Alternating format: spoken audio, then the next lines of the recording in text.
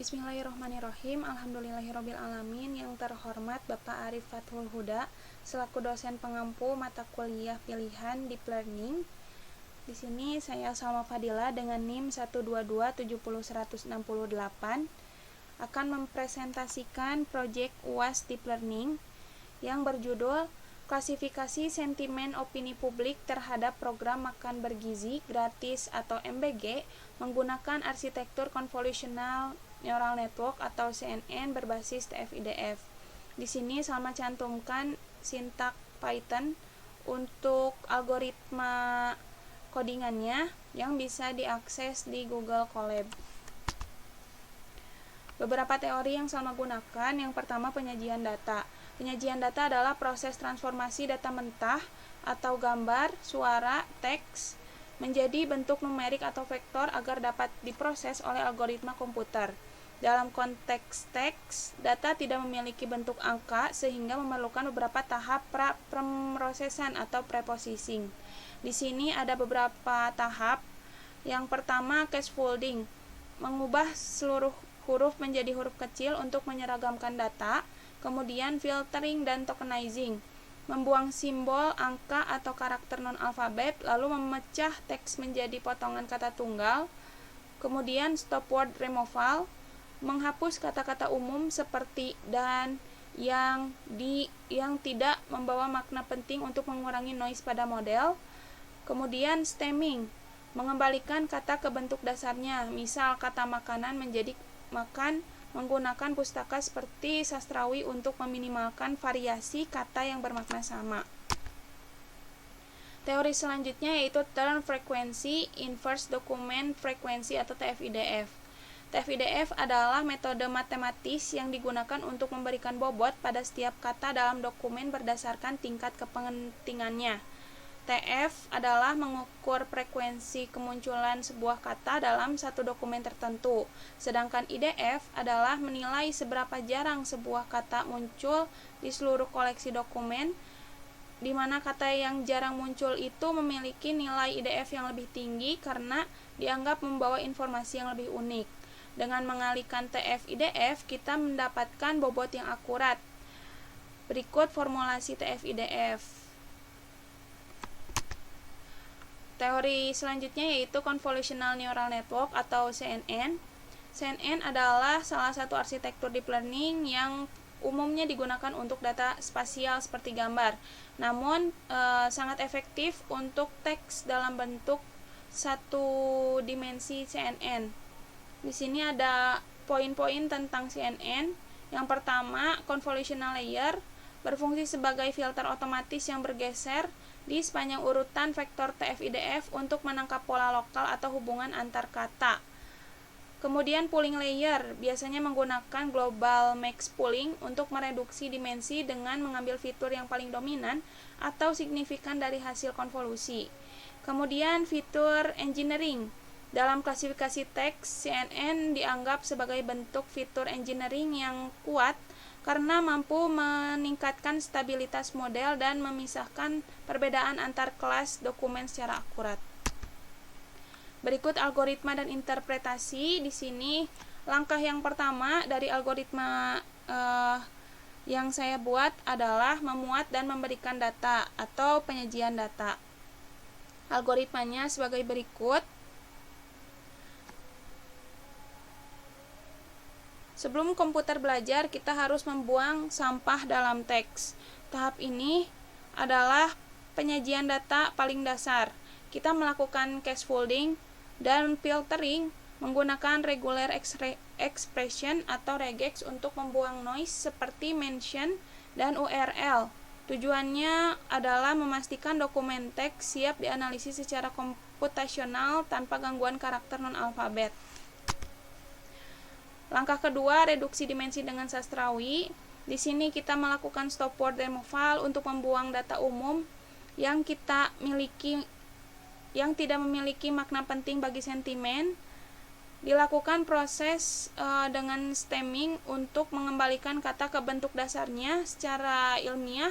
Langkah ini sangat penting untuk mengurangi variansi kata sehingga frekuensi statistik yang dihitung nanti lebih akurat dan stabil. Langkah ketiga, representasi numerik menggunakan TF-IDF.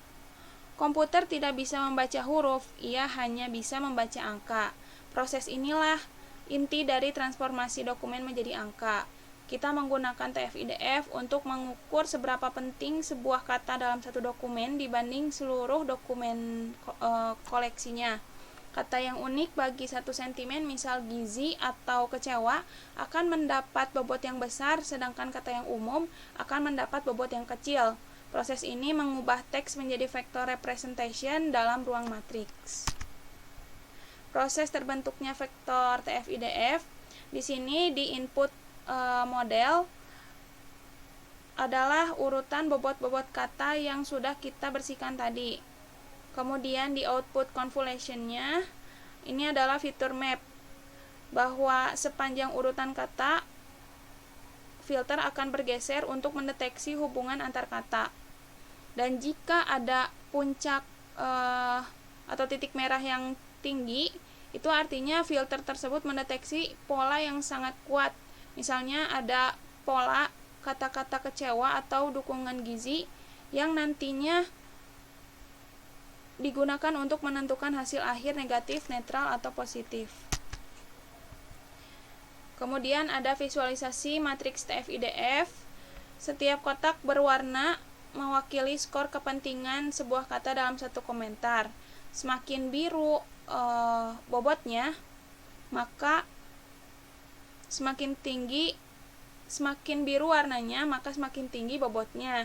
Ini membuktikan bahwa TF-IDF bukan hanya sekedar menghitung jumlah kata, tapi menilai seberapa unik kata tersebut untuk membedakan sentimen masyarakat. Langkah keempat, arsitektur convolutional neural network. Di sini adalah otak dari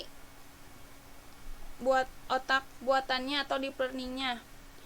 Kita membangun model CNN di mana layar konvolusional satu dimensi ini memindai pola urutan kata untuk mendeteksi konteks lokal.